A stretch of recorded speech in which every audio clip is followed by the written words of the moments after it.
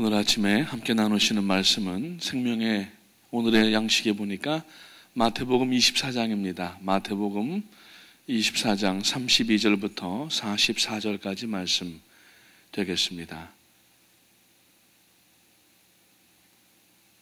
Today's scripture is from Matthew chapter 24 verses 32 to 44. 마태복음 24장 32절부터 44절까지 말씀 교독하시겠습니다. 32절을 제가 먼저 읽기를 시작합니다. 무화과 나무의 비유를 배우라. 그 가지가 연하여 지고 잎사귀를 내면 여름이 가까운 줄을 아나니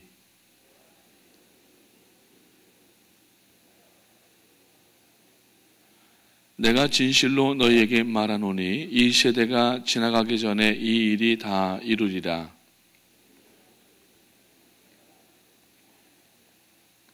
그러나 그날과 그때는 아무도 모르나니 하늘의 천사들도 아들도 모르고 오직 아버지만 아시느니라.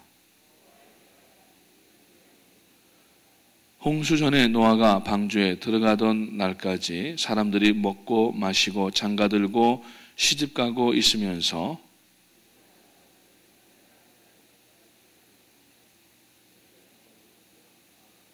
그때에 두 사람이 밭에 있음에 하나는 데려감을 당하고 하나는 버려둠을 당할 것이요.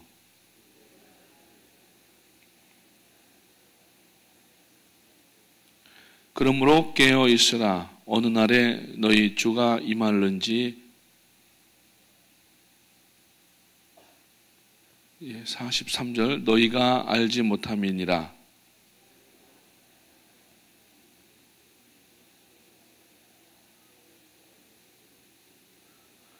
같이 읽겠습니다. 이러므로 너희도 예비하고 있으라. 생각지 않은 때에 인자가 오리라. 아멘. 제가 가지고 있는 성경은 42절이 임할는지까지 하고 줄을 받고 나서 여러분들이 읽으시는 줄 알고 기다렸더니 분위기가 그런 분위기가 아닌 것 같더라고요. 이 아침에도 건강함으로 우리를 잠깨워 주신 하나님 앞에 감사와 찬송을 드립니다. 우리가 똑똑하고 잘해서가 아니라 하나님의 은혜가 아니면은 이 아침에도 일어날 수 없는 우리들이지만 하나님께서 아직도 해야 될 일이 있기 때문에 우리를 생명을 주셔서 그 일을 감당할 수 있도록 또 우리 애들에게 아름다운 환경을 주신 것으로 분명히 믿습니다. 지금 에클레시아가 진행이 되고 있습니다. 하나님의 많은 은혜가 임하고 있다고 합니다. 내일 새벽에 에클레시아 새벽송을 새벽 5시에 출발하신다고 하는데 특히 가실 분들은 우리 김철우 장로님께 연락해 주시기를 바라고요.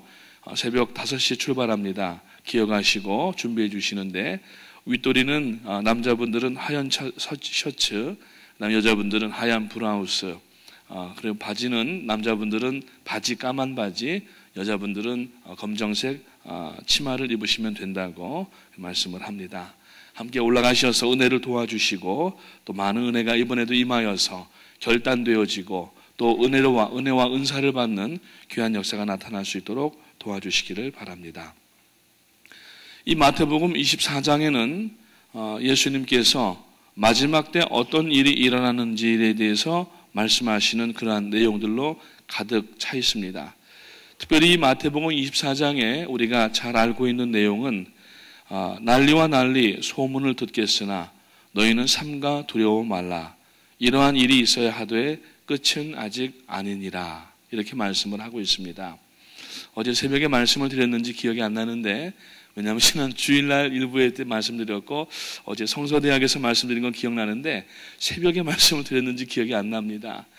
그 아프가니스탄에서 큰 산사태가 나서 한 2,500명 정도가 그냥 그 마을 전체가 흙에 뒤엎였습니다. 그래서 뭐 포크레인이나 삽을 가지고 들어가서 시신을 이렇게 꺼낼 수가 없는 상황이어서 흙도 아주 높게 이렇게 쌓여 있을 뿐만 아니라 너무 이 인원이 많이 그 안에 갇혀 있는 것으로 추정이 되어서 아프가니스탄 정부에서 그곳을 그냥 그 거대한 무덤으로 선포를 해버렸습니다.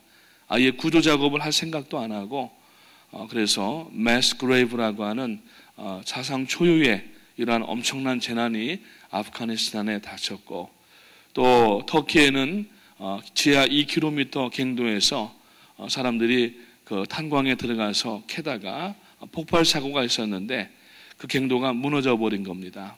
그래서 거기도 약 한 200여 명 사람들이 갇혀서 아마 다 죽은 것으로 정부에서 판단을 하고, 어제는 그 터키 정부에서 그 갱도 입구로 들어가는 것을 전부 시멘트와 벽돌로 발라버리는 이러한 일이 있고, 그래서 유가족들이 아직도 살아있을 수 있는데 왜 구조작업을 포기하느냐고 하면서 항의하는 그런 모습들도 뉴스에 비춰지고 있습니다.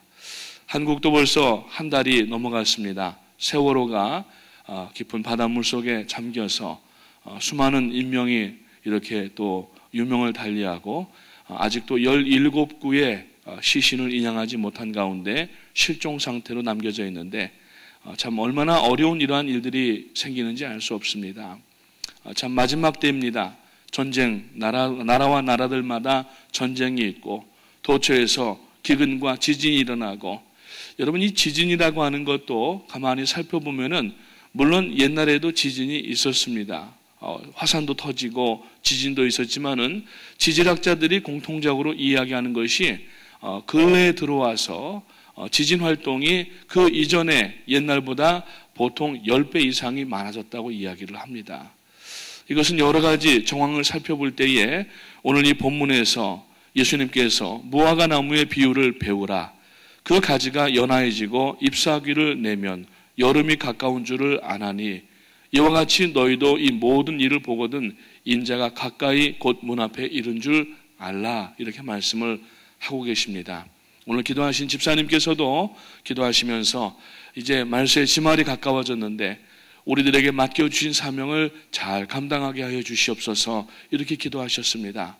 이 말세 때에 우리가 해야 될 일들은 뭐냐면은 복음으로 다시 한번 우리를 돌아보아야 되고, 예수님께서 오시는 일이 지연되고 있습니다. 이 말세라고 하는 말의 정의는 여러분 요 근래만 말세라고 이야기하는 것이 아니라, 말세는 예수님의 승천부터 재림까지의 그 기간을 말세라고 얘기하는 겁니다. 그러니까 지금은 예수님께서 이 당시에도 인자가 곧 오리라고 말씀을 하셨는데, 그러면서 죄인들이 회개할 기회를 주시고 계시는 겁니다. 하나님은 자비하시고 인자하셔서 인생들을 멸망하는 것이 하나님의 목적이 아니시기 때문에 한 영혼이라도 말씀을 듣고 복음을 듣고 돌아오기를 기다리시는 가운데 있는데, 우리가 분명하게 생각해야 되는 것은 하나님과 하나님의 말씀, 하나님의 능력은 영원하시지만 심판의 때는 결코 여러분 영원하지 않다고 하는 것입니다. 그 이전에 우리가 회개하고 돌이키지 아니하면은 심판날에 멸망당하는 가운데 들어갈 수밖에 없다고 성경은 말씀하고 있습니다.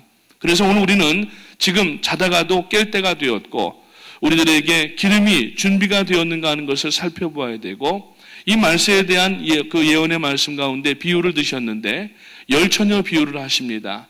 5 슬기로운 처녀와 5 미련한 처녀가 있는데, 그 슬기롭고 미련한 것의 분기점이 무엇이었냐면은 여분의 기름을 가지고 있었느냐 하는 거예요. 그 10처녀가 신랑이 더디오니까 다 지치기도 했고 졸기도 했고 때로는 자기도 했다는 얘기입니다. 신랑이 온다고 하는 소리를 듣고 자다가 일어나 보니까 기름이 없는 거예요. 이미 불이 꺼져 버린 겁니다. 그래서 여분으로 기름을 가지고 있는 처녀들에게 이 미련한 처녀들이 좀 구워달라고 하니까 너희 쓸 기름을 가서 사오라고 얘기를 합니다. 사러 가는 동안에 신랑이 와서 그 5 처녀는 혼인잔치에 들어가고, 이 미련한 5 처녀들은 와보니까 이미 문이 닫혀서 밖에서 슬피 울며 일을 가는 그러한 역사가 일어났다고 예수님은 비유로 말씀을 하고 계십니다. 지금은 우리가 자다가도 깰 때가 된 줄로 믿습니다. 우리가 다른 어떤 것에 세상에 창념하고 세상 것 가지지 못하여서 안타까워하고 발버둥치고 우리가 여러분 그것 때문에 하는 것이 아니라 장가가고 시집가고 먹고 마시는 일 가운데 우리가 빠져 있을 것이 아니라, 오늘 우리는 예수님이 다시 오실 그 모든 일들을 천기를 보고도 분별할 줄 알게 되고, 그리고 오늘 여름에 대해서 잎사귀가 연하해지게 되면은 이제 그러한 내용에 대해서 그 징조에 대해서 말씀을 하고 계시는데, 지금은 예수님이 오시기에 정말 가까운 그러한 시기인 줄을 아시고 우리들의 모든 사심을 다 내려놓고 개인적인 욕망과 이 땅에 대한 추구를 다 내려놓고 우리가 오직 다시 오실 주님, 그래서 이 말세라고 하는 것은 그 에스카탈로지라고 얘기를 하는데, 에스카타라고 하는 것은 어떤 그 종말을 얘기를 하는 겁니다. 이 종말에는 두 가지 개념의 종말이 있는데, 첫째는 개인적인 퍼스널 이 에스카탈로지, 그러니까 개인적 종말이 있고, 두 번째로는 유니버설 에스카탈로지, 우주적 종말이 있는데, 개인적 종말이라고 하는 것은 자기의 생명이 끊쳐짐으로 끝나는 것을 이야기하고, 우주적 종말이라고 하는 것은 예수님이 실제로 다시 오시겠다고 예언한 것처럼 오실 때 상황을 이 유니버설 에스카탈로지, 우주적 종말이라고 얘기를 합니다.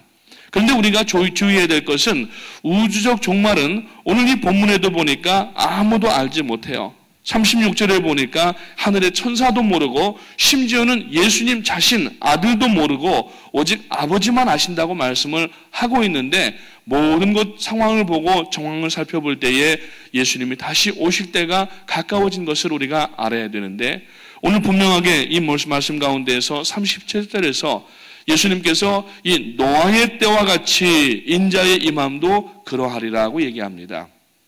자, 그래서 오늘 말씀은 노아의 때입니다. 과연 노아의 때에 어떤 일이 일어났는가? 이 노아의 때는 이 38절 말씀에도 또 뒤에 나오지만은 홍수 전에 노아가 방주에 들어가던 날까지 사람들이 먹고 마시고 장가들고 시집가고 있으면서 홍수가 나서 저희를 다 멸하기까지 깨닫지 못하였으니 인자의 임함도 이와 같으리라. 이 노아가 방주를 지으면서 계속 사람들에게 복음을 전합니다. 회개하라. 하나님께서 심판하겠다고 말씀을 합니다. 그러면서 배를 물에다가 짓지 않고 산에다가 지으니까 사람들이 정신병자라고 얘기를 하고 그가 하는 말을 집중하지 않냐고 듣지 않습니다. 결국에는 때가 되어져서 방주가 다 지어지고 그곳에 각각 모든 짐승과 곤충 한 쌍씩 다 들어가게 하고 노아 8식구가 들어갔습니다. 지금 노아라고 하는 영화가 나왔다고 하는데 저는 아직 보지는 못했습니다만 그 노아라고 하는 영화가 성경적으로 해석되지는 않은 것으로 그렇게 제가 이야기를 들었습니다. 거기 보면은 뭐 사람들이 타려고 하는데 노아가 막 밀쳐내고 못 들어오게 하고 그래서 이제 멸망당하는 모습을 그려내고 있다고 하는데 그것은 성경의 내용하고는 틀린 내용인 거예요. 아무튼 간에 노아가 그 오랜 시간 동안에 산 위에다가 방주를 짓는데 사람들이 방주를 지으려면, 배를 지으려면 물가에다 지어야 되는데 왜 산에다 짓느냐고 하면서 노아를 정신병자 취급을 하고 하나님께서 너희가 회개하지 아니하면 심판하겠다고 하는 이 말을 허투루 듣고 전혀 듣지 아니할 때에 하나님께서 그 안에 모든 것을 다 동물들을 들이시고 그리고 노아의 8식구를 들인 후에 문을 주님께서 하나님께서 닫아주시고 40주야가 비가 오게 되었습니다. 그래서 그 성경 기록 가운데 보니까 하늘에서도 물이 쏟아지고 땅에서도부터 물이 넘쳐 흘러나왔다고 이야기를 합니다. 그래서 40주야 비가 내리는 가운데 지면에 있는 모든 것들이 다 심판을 당하였는데 자, 문제는 예수님께서 그 노아의 때를 말씀을 하시는데 이 노아의 때는 곧 오늘날 말세의 때를 이야기를 하고 있다고 하는 겁니다. 이 말세의 때에 사람들이 세상에 흥미있는 것들, 세상에 재미있는 것들, 또 뭐 장가가고 시집가고 먹고 마시는 일이지만은 이 세상에 취하여서 전혀 복음에 대하여서 반응하지 아니하고 오히려 또 교회에서 실수하고 잘못된 일들 가운데 교회를 비난하면서 봐라 니네가 지금 잘못하고 있지 아니하느냐 그러면서 마치 노아가 산 위에다가 방주를 지을 때 그 노아를 비난하고 손가락질했던 것처럼 세상은 지금 교회를 향하여서 비난하고 있고 그렇게 지금 말씀을 듣고 있지 않지만은 곧 그날이 온다고 하는 것을 알 수가 있다고 하는 겁니다. 장가가고 시집가는 게 얼마나 어려운지 모릅니다. 그래서 요새는 남자 청년들을 보면은 여자 청년이 없다고 얘기하고 또 여자 청년들 보고 물어보면은 남자 청년이 없다고 서로 사람이 없다는 거예요. 그러면서 시집 장가를 안 가는 이유를 여러 가지를 대는데 그 중에 한 가지가 너무 벅찬 혼수 비용이라고 하는 겁니다. 한국에는 한번 결혼하려면은 여러분 뭐 억대의 돈이 들어간다고 그래요. 평균적으로 따져서도 그렇다고 합니다. 먼저 남자가 뭐 아파트도 준비해야 되죠. 뭐 자동차도 준비해야 되죠. 또 좋은 직장도 가져야 되죠. 또 거기에다 요새는 외모까지 따지기 때문에 남자들도 성형수술을 한다고 이야기를 합니다. 그러니까 장가가기가 힘드니까 아예 포기를 해버리는 거예요. 뿐만 아니라 다니엘서 12장 4절 말씀해 보니까 다니엘아 마지막 때까지 이 말을 간수하고 이 글을 봉함하라. 그러면서 말씀하시기를 많은 사람이 마지막 때에 빨리 왕래하며 지식이 더하리라. 이미 다니엘서는 여러분 그 구약의 계시록이라고 불리는 책인데 말세에 대한 예언, 메시아 예언이 바로 이 다니엘서 가운데 들어 있습니다. 그러면서 마지막 때 사람들이 얼마나 빨리 왕래하는지 그렇게 다닌다고 합니다. 여러분 요새는 비행기를 타고 LA 가서 점심 식사하고 다시 뉴욕으로 오는 겁니다. 지금 뭐 미국 나사에서 새 비행기를 개발한다고 하는데 그 비행기는 우주 밖으로 비행체를 쏘아 올려서 우주 밖에 나가면은 거기에서는 속도가 상당히 빠르기 때문에 그래서 예를 들어서 서울에서 비행기를 쏘게 되면은 대기권 밖으로 나갔다가 LA 상공으로 내려오는 데까지 2시간밖에 안 걸린대요. 그러니까 서울서 LA 오는데 앞으로 2시간 걸리는 그러한 이 비행이 된다는 얘기예요. 그러면 서울서 LA 와서 일 보고 점심 먹고 심지어는 낮잠 한잠 자고서 그러고 저녁 때 아마 한국으로 돌아가야 될지 모르는 그러한 상황입니다. 그러니까 사람들이 과학기술 가운데에서 문명 가운데에서 거기에 시선과 마음을 빼앗기고 오늘 복음을 증거하는 전도자들의 소리를 전혀 듣지도 않고 있는 그러한 상황 가운데 있다고 하는 것입니다. 그래서 오늘 39절 말씀해 보니까 이러한 세상에 취하여서 얼마나 먹을 게 많이 있고 맛있는지 전혀 사람들은 거기에 취해 있다는 거예요. 음식도 여러분 우리가 지금 플러싱에 살고 있지만 이 플러싱 지역에 세계에 100여 인종이 살고 있답니다. 그래서 가히 인종 전시장이라고 불릴 만큼 뭐 골목마다 나라별로 국가별로 뭐 인종별로 식당들이 얼마나 많은지 몰라요. 라스베가스를 가시면은요 리오 호텔이라고 하는 데가 있습니다. 제가 뭐 거기서 지금 광고비 받은 건 없지만은 그 리오 호텔에 가면은 버페 식당이 있는데 세계 50개국 버페를 거기서 먹을 수가 있어요. 근데 안타까운 사실은 거기는 한국 음식이 없다는 사실입니다. 가면은 우리 예배당 한 2배만한 사이즈예요. 그 리오 호텔 1층 전체가 얼마나 넓은데 거기가 다 식당이에요. 50개국 음식이 다 있습니다. 코스별로. 사람들이 막 거기에 얼마나 많이 오는지 몰라요. 먹을 게 많고 그러면서 연락에 취하여서 들어가서 뭡니까? 이 도박하고 뭐 비행기 타고 내릴 때에는 비행기가 자 여러분 라스베가스가 보입니다. 그러면은 승객들이 와 하면서 박수를 치는데 비행기가 떠서 올라갈 때에는 다들 기가 죽어가지고 있어요. 왜냐하면 다 털렸기 때문에 아무것도 없어서 사람들이 기가 죽었다는 거예요. 심지어는 비행기 타는 입구 탑승구 앞에까지 슬롯 머신이 있고 비행기 공항뿐만 아니라 그 그로서리를 가도 그로서리 문 앞에 슬롯 머신이 있고 또 주유소를 가도 주유소 매점 안에 슬롯 머신이 있어요. 완전히 이거는 별천지예요. 마약을 아무 데서나 구할 수가 있고 세계에서 티네이지 프레그넌 이 임신율이 가장 높은 데가 라스베가스 지역입니다. 사람들이 연락에 빠져 있어요. 다 눈이 풀려 있어요. 그런 가운데 지금 살고 있다고 하는 겁니다. 비단 라스베가스뿐만이 아닙니다. 여기서 가까운 아틀란틱 시티도 있고 뭐 지금 얘기를 들어보니까 이 플러싱에도 도박하는 사람들이 지금 도박장을 만들기 위해서 이 라비를 하고 있다고 얘기를 하고 그게 뭐 결정이 됐다는 그런 얘기도 한번 들은 것 같은데 만약에 이게 여기 들어온다고 하면은 문제가 심각해집니다. 그래서 여러분 이 도박하는 사람들이 그 회사 사람들이 얼마나 머리를 쓰는지 제가 세인루이스에 살았는데 세인루이스에 도박을 못하게 되어 있는 굉장히 보수적인 도시인데 그 도박하는 사람들이 배를 만들어 놓고 배에다가 도박을 하게 했는데 그 사람들이 전부 그 부결 투표를 해가지고 못하게 하니까 그 사람들이 포기하지 않고 계속 정부를 설득을 하고 일자리 창출을 하고 어마어마한 사회 사업을 한다고 그렇게 얘기를 하면서 배가 그러면은 정박해 있지 않고 배가 떠서 미시시피 강을 돌아다닐 때만 도박을 하겠다고 이야기를 하는 거예요. 그래서 결국은 그게 세인루이스에서 바로 건너편의 일리노이에서도 허락이 돼가지고 그 도박이 시작이 됐는데 그 2년 후에 세인루이스에 엄청난 홍수가 나서 많은 것들이 유실되고 손실된 사건을 아마 여러분들이 아시리라 생각을 합니다. 오늘 바로 이 노아의 때와 같은 때 우리가 살고 있습니다. 지금 뭐 일자리 창출이 문제가 아닙니다.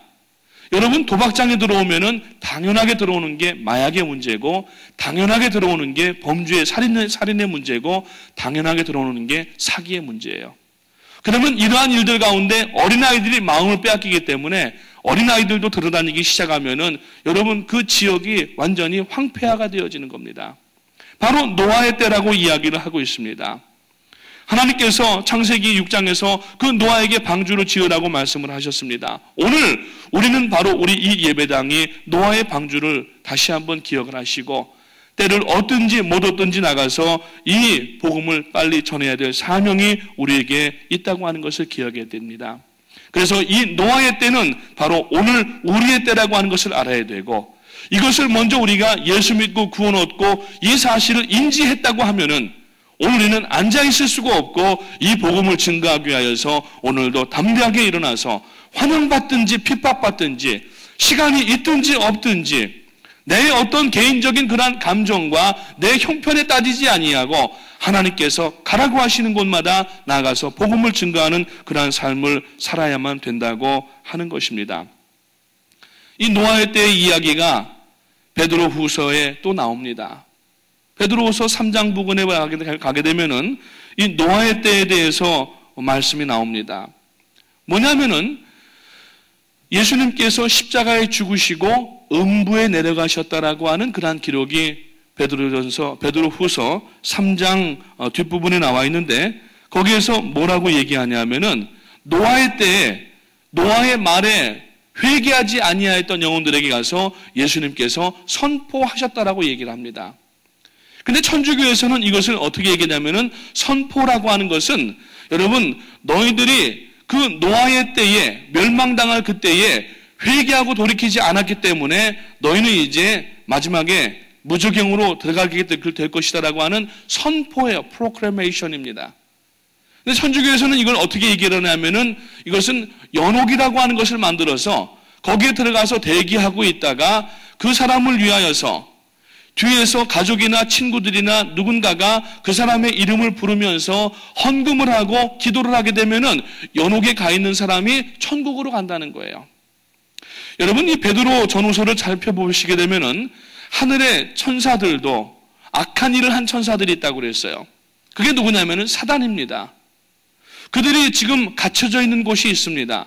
거기가 어디냐면은 임시 보관 장소예요. 사람이 생명이 끊쳐지게 되면은 여러분 예수 그리스도를 영접한 사람들은 하나님의 품에 안기지만 예수님을 믿지 않고 여러분 복음을 받아들이지 않은 사람들은 대기하는 장소가 있어요. 거기가 어디냐면은 옥이라고 얘기를 하고 있습니다.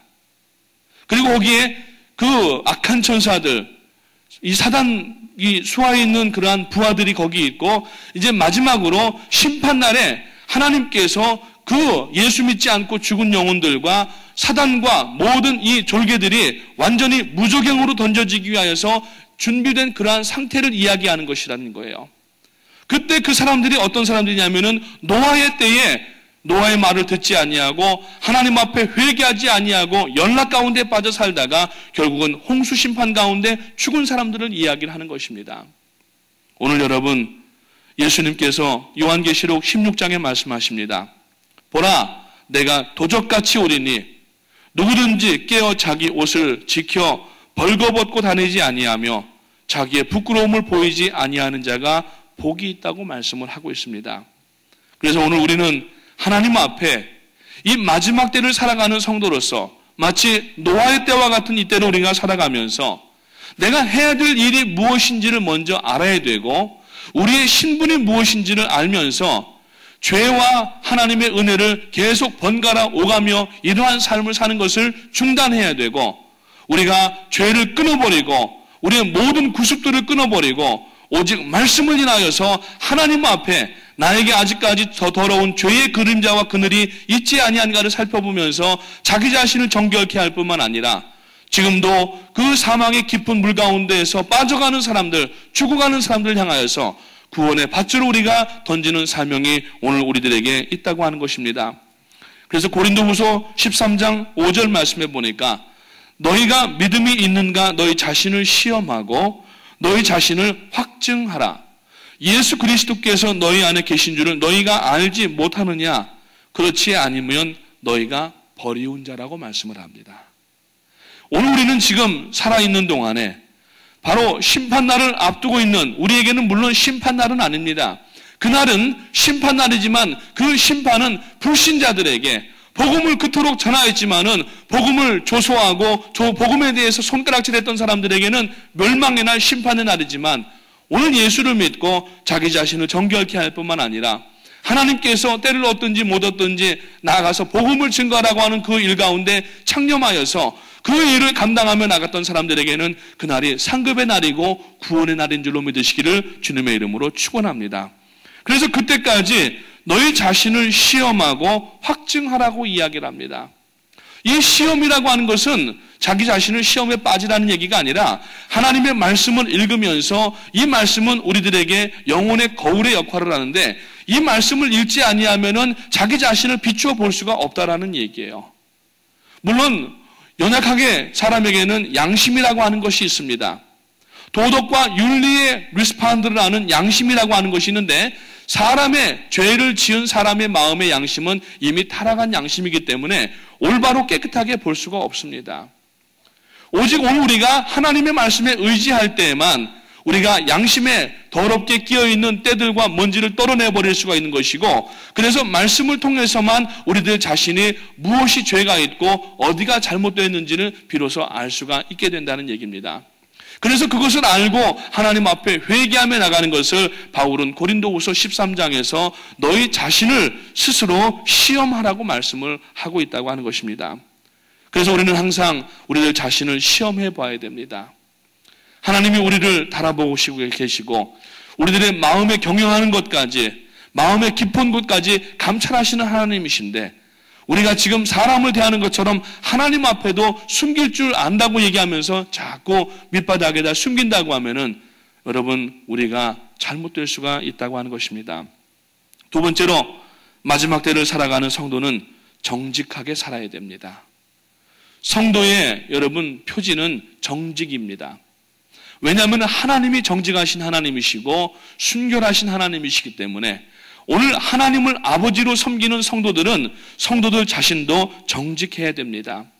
사람은 본래 태어날 때부터 죄의 근원을 가지고 태어나기 때문에 죄의 근성을 가지고 있습니다. 어린아이들을 보면은 나쁜 것, 거짓말하는 것, 이러한 것들을 가르쳐주지 않았는데도 이 아이들이 그냥 하는 것을 볼 수가 있어요. 그래서 여러분 바울은 로마서 3장 10절 말씀에 보니까 기록된 바 의인은 없나니 하나도 없다고 말씀을 하고 있습니다. 마찬가지로 우리가 예수 안에 들어가지 아니하고는 누구도 진실해지고 깨끗해지고 정직하게 살 수가 없다는 얘기입니다. 오늘 어제도 말씀드렸지만은 예수 그리스도의 구원의 복음을 듣고 한 번 받은 구원으로 만족하고 내버려 두는 것이 아니라 오늘 우리가 말씀을 읽고 나 자신을 정직하게 하기 위하여서 모든 죄의 습관들과 과거 구습에 얽매여 있는 일들을 빨리 정리를 하고 우리가 오늘이라도 예수님이 다시 오신다고 하면은 내가 하나님 앞에 오늘이라도 혹시 부르심을 받는다고 하면은 부끄러울 것 없이 아멘 주 예수여 어서 오시옵소서 주님을 환영하는 사람이 되어야 되고 마지막 순간에 내가 할 일을 다 했다고 하면서 주님 비록 부족하고 연약했지만은 주님 명하신 일들을 최선을 다해서 여기까지 달려왔습니다 라고 주님 앞에 마지막 보고서를 올릴 수 있어야 된다고 하는 것입니다. 마지막 세 번째로는 우리가 이때를 살아가면서 무엇을 해야 되느냐? 위를 쳐다보면서 신앙생활을 해야 돼요. 땅을 바라보면서 떨어진 것 주우려고 이 땅의 것 주우려고 밑에만 바라보고 살다가는 여러분 우리가 어디로 가는지 알 수 없이 가다가 결국에는 무저갱으로 빠진다는 얘기입니다. 그래서 히브리서 기자는 믿음의 주요 또 온전케 하신 이인 예수 그리스도를 바라보라고 얘기하고 있어요. 그러면서 영어 성경에 보니까 fix your eyes on Jesus 그랬어요.